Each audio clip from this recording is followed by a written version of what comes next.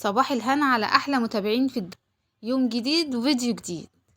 يلا بينا كده حبايبي نعمل مع بعض القرص الفلاحي او القرص الطرية بكل سهولة، وهتطلع معانا في منتهى الجمال والطراوة كده زي ما انتوا شايفين طرية كده.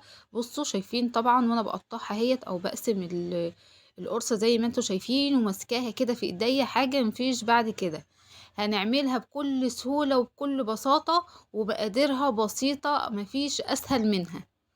يلا يا حبايبي، لو اول مره تشوفوني يا ريت كده تنوروني باشتراك حلو زيكم، وتفعلوا الجرس على كلمه الكل عشان اي حاجه بننزلها يوصلكم اشعار بيها يا احلى متابعين في الدنيا. وبالله عليكم ما ننساش يا حبايبي نعمل لايك للفيديو عشان يترفع معانا والقناه كده تكبر بيكم ان شاء الله يا احلى متابعين في الدنيا. هنسمي بسم الله.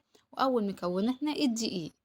هندخله طبعا عندي كده كيلو من الدقيق، تعملي الكميه اللي انت عايزاها، حابه تزودي او تقللي براحتك. بندخل بقى كده حبايبي الدقيق كده زي ما انتوا شايفين، واحدة واحدة كده مع بعض ونتابع الخطوات وهنعمل مع بعض احلى قرص. عندك لبن رايب استخدميه للوصفة، بتبقى برضو جميلة جدا لو عندك لبن رايب.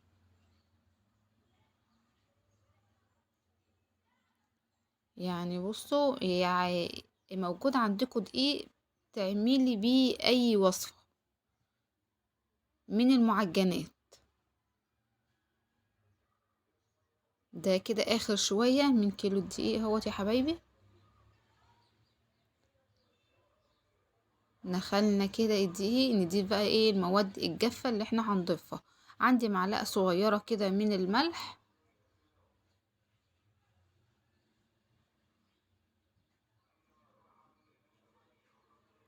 ومعلقة كبيرة من الخميرة، او هو الكيس اللي هو الباكت الخميرة الفورية. طبعا الجو برد شوية فايه. وهنا طبعا عندي السكر، معلقة سكر، نص معلقة، عشان بس ايه الخميرة كده ايه تتفاعل معانا بسرعة. نص معلقة كده صغيرة من السكر. وعندي برضو معلقة كده من البيكنج باودر، بتخلي لنا القرص جميلة جدا وبتنفش برضو. وخلطنا المواد الجافة ويلا بينا ننزل بالسمنة. عندي كوباية سمنة كده سايحة، طبعا سيحتها كده على النار، اللي بقلب بالمعلقة عشان السمنة سخنة. وهكمل بقى كده بس بايديا زي ما انتوا شايفين كده يا حبايبي. نغلف كل السمنة بالدقيق. سهلة خالص وبسيطة. ضفنا كل المكونات اللي هنضيفها على القرص، باقي بس اللبن اللي لسه ما ضفناهوش. دي كل مكوناتنا. همسك بس كده بايديا الاول الدقيق برضو ابسه كده حلو بالسمنة كده برضو واغلفه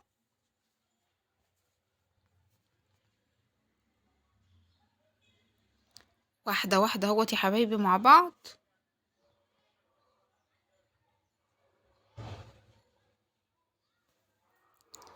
كده خلاص اهوت غلفت كل الدقيق بالسمنة كده يا حبايبي زي ما انتوا شايفين.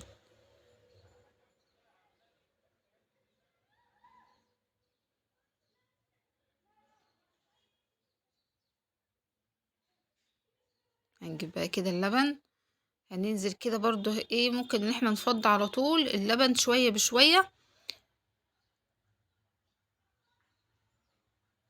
او نحط اللبن شوية بشوية كده ايه كوبايتين الا ربع كده من اللبن.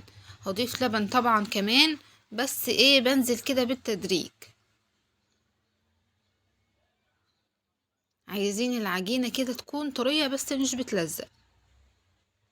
اللبن طبعا دافي.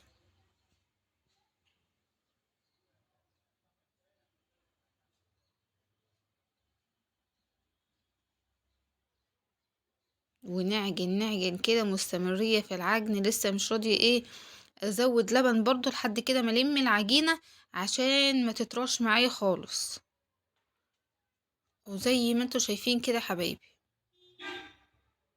وبعجن اهو. هزود برضو كمان اهوت شوية من اللبن. دي نص كوباية، يبقى خدت كوبايتين وربع معايا من اللبن، وحسب برضو نوعية الدقيق. يبقى كيلو الدقيق خد معايا كوباية سمنة وكوبايتين وربع من اللبن.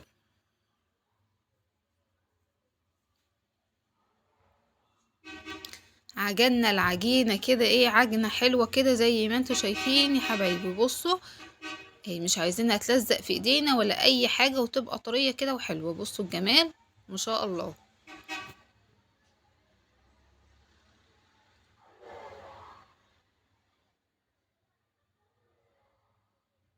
بصوا جمال العجينة.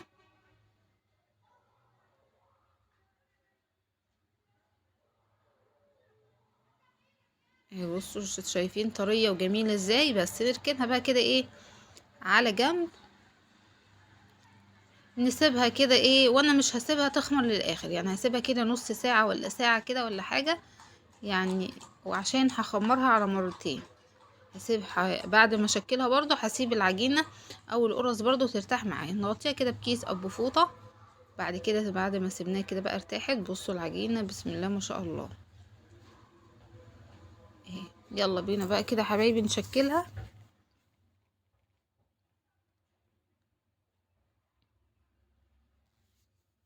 بناخد كده قطعة من العجينة، حابين اللي احنا ناخد كده بايدينا كده ونكور زي ما انتوا عايزين. حابين بقى القرصة تبقى قد بعضها بالسكينة كده ونقطع كده زي ما انتوا شايفين يا حبايبي. انا الصراحة مش هقطع بالسكينة، انا هقطع كده بايديا، بس حبيت اوريكم.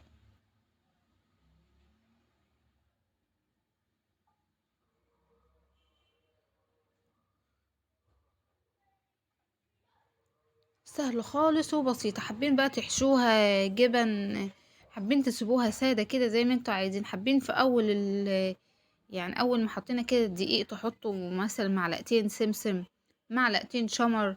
كل دي اضافات وحاجة بترجع لكم، لكن اساسيات العجينة اللي احنا عملناها. لكن اي اضافات بترجع لكم انتوا.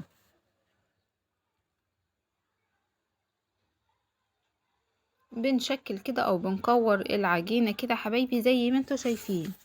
بسيطة خالص وسهلة ومفيهاش اي حاجة.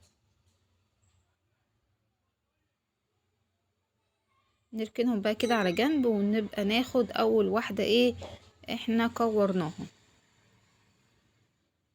ونغطي العجينة عشان طبعا الجو برد شوية، فعشان العجينة متنشفش معانا برضو من الهواء. ممكن بقى نفرد بايدينا او بالنشابة، ونحاول ما نفردهاش جامد عشان مش عايزين نرفعها، عشان عايزينها طرية. بصوا العجينة بسم الله ما شاء الله بالشكل اللي انتوا شايفينه ده كده يا حبايبي.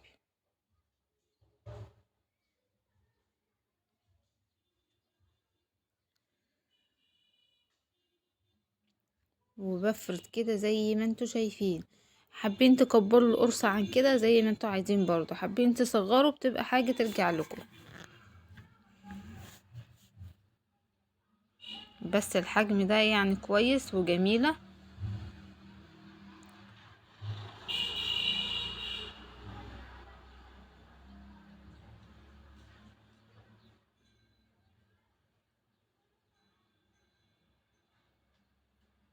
بس كده هسيبها بقى كده ترتاح، واكمل بقية الكمية زي ما انتوا شايفين كده حبايبي. حطيتها في صاج او في صينية او عندنا لوح خشب، وبنغطيها لحد برضو ما تخمر تاني.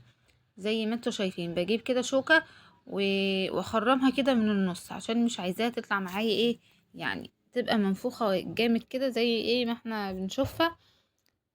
حابين يعني تستغنوا عن خطوة الشوكة دي زي ما انتوا عايزين. دي كده طبعا بعد ما خمرت تاني مرة. وبنغطيها طبعا، مولعين الفرن كده يسخن قبل ما نرص كده الصينية او الصاج بالشكل اللي انتوا شايفين ده كده حبايبي. ودخلنا كده الفرن. بصوا الجمال